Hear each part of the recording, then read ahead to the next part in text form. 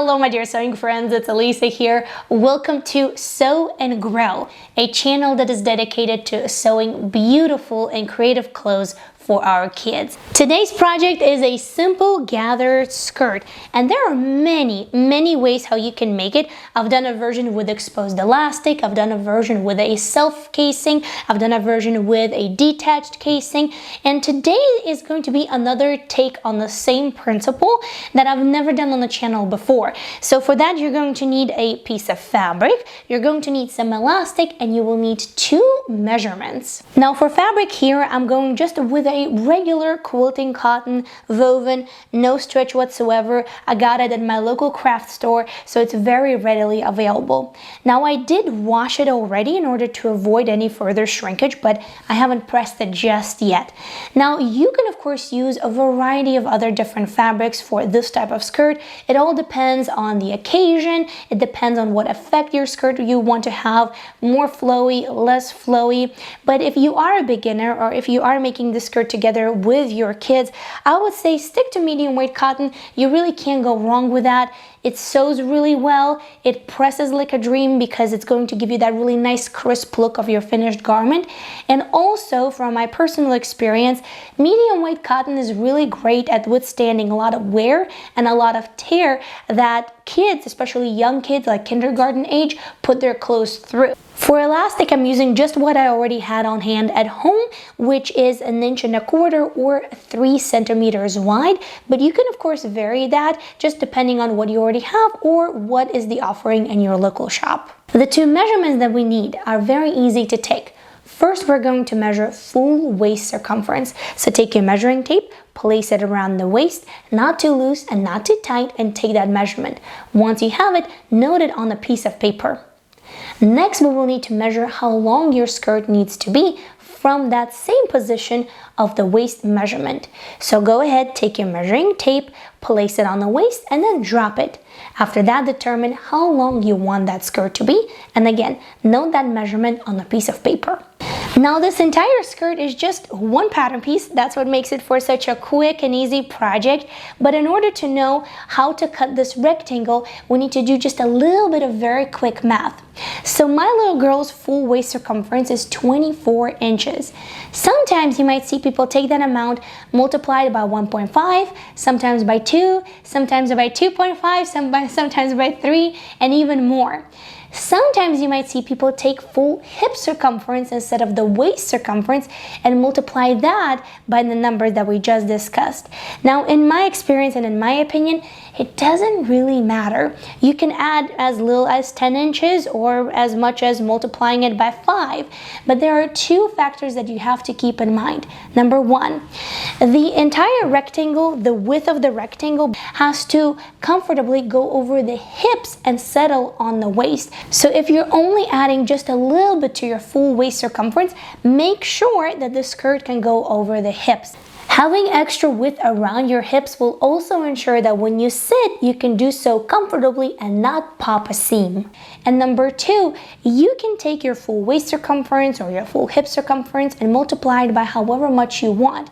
But you have to keep in mind that the bigger is the width of the skirt compared to your actual measurement, the more gathers you're going to have. Lighter fabrics, like for example silk chiffon, can handle those gathers better than medium weight fabrics because those are going to be rougher and will create a lot of bulk in the waist area. So when you do keep 2 of these factors in mind, you can add as little or as much as you would like. Oftentimes I simply go for the entire width of the fabric, so that way I don't have to worry about fabric scraps. I use it all up and that's about it, easy peasy. So this fabric is 40 inches wide and my little one's full waist circumference is 24 inches. So this is about 16 inches bigger than her waist measurement, and this is perfect. That's what we're going to be working with. For the other side of the rectangle, I'm going to take the length of the skirt that I need, which is going to be about 15 inches, and I'm going to add about 1 inch for the bottom hem and about ½ inch for the top of the skirt.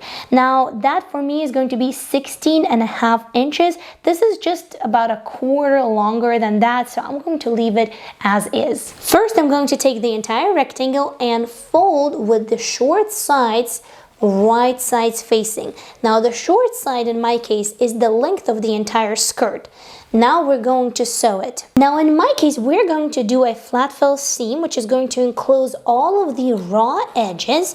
Usually you would take about 5/8 of an inch or 1/2 an inch for the width of that seam, but in this case, let's go ahead and make it a little bit easier and go for 3/4 of an inch or about 2 centimeters. I'm going to choose just a regular straight stitch, and don't forget to start and end with a back stitch to secure your seam. Now, if you've noticed, I didn't really urge you to add seam allowance width to the original measurements for our skirt, and that is simply because there's plenty of width to work here in my case. But if you are, as I mentioned, adding just a little bit to your waist measurement, make sure that you do factor in the seam allowances, because in those cases, every little bit counts. Now I have sewn my seam, and now I'm going to take one of the seam allowances and trim it. Here I have marked that I'm going to trim half of that seam allowance so that way you can see a little bit better. Next, we're going to use a little bit of heat magic, so take your ironing board and your iron.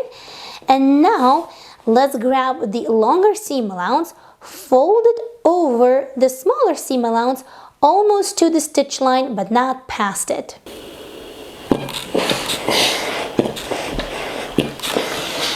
Once done, now take your project and place it in a way so now you can press the seam allowance flat to one of the sides. As a very last step to complete the seam, now we're going to stitch right here with the same straight stitch. Now, of course, if you would like to, if it makes it easier for you, you can use pins in order to hold everything together.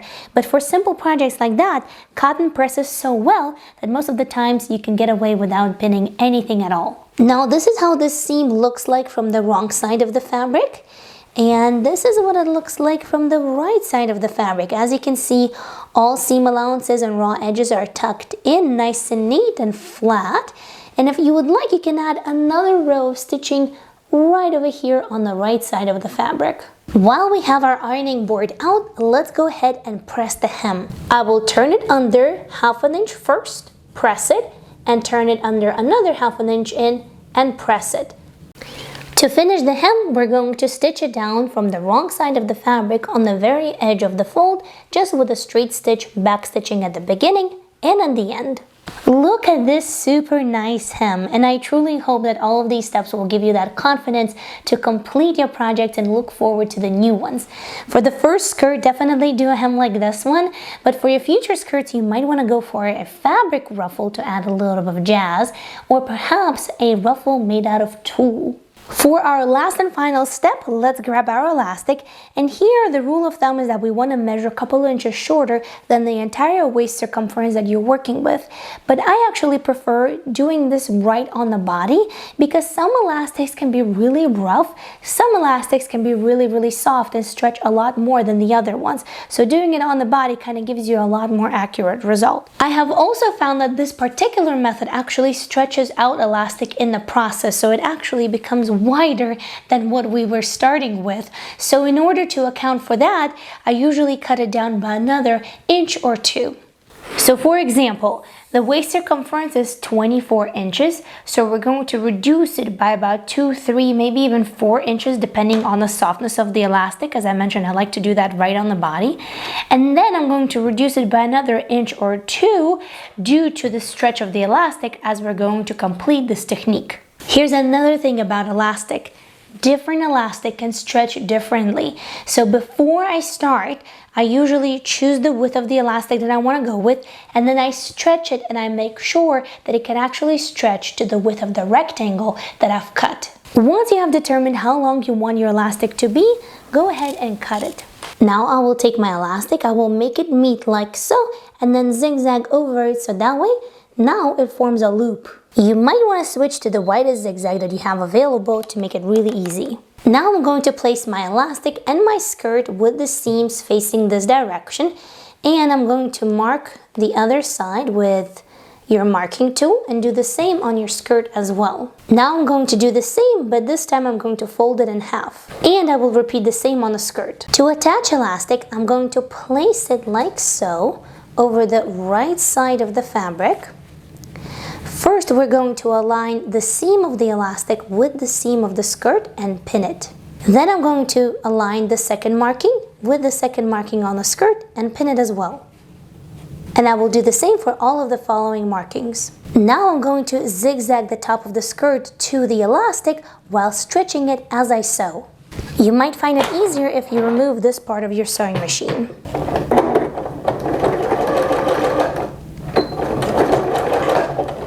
Now I will stretch a tiny segment of elastic at a time and start stitching.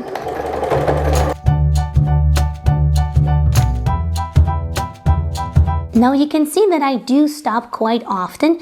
I find that it helps with maintaining control. It does make the stitching a little bit jagged at times, but it's all going to be hidden on the inside, so don't worry about that.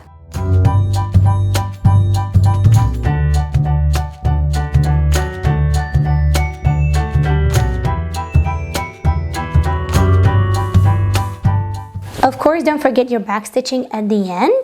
And once it's completed, this is what we're going to have. Now we need to turn this elastic to the inside. Once again, I'm going to stretch it out till it's flat and stitch it down. This time I'm going to use a straight stitch, but you can also use a zigzag stitch without a problem. The main point is that we're going to sew it while it's flat. I'm going to use these 3 rows on my elastic as a guideline for those stitches.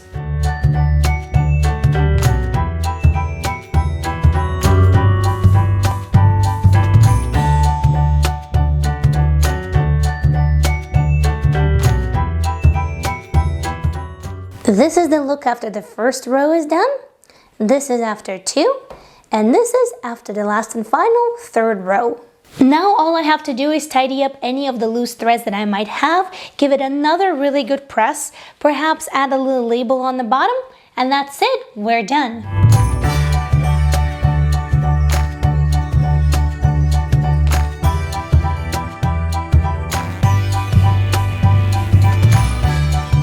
This particular elastic technique might seem a little fiddly at first, but I promise you, once you try it out and once you get it, you will be good to go. If it still seems a little bit challenging, then of course going the casing route is a little bit easier. Here's a video on how to do that. I personally use this technique the most when I sew leggings for my little one.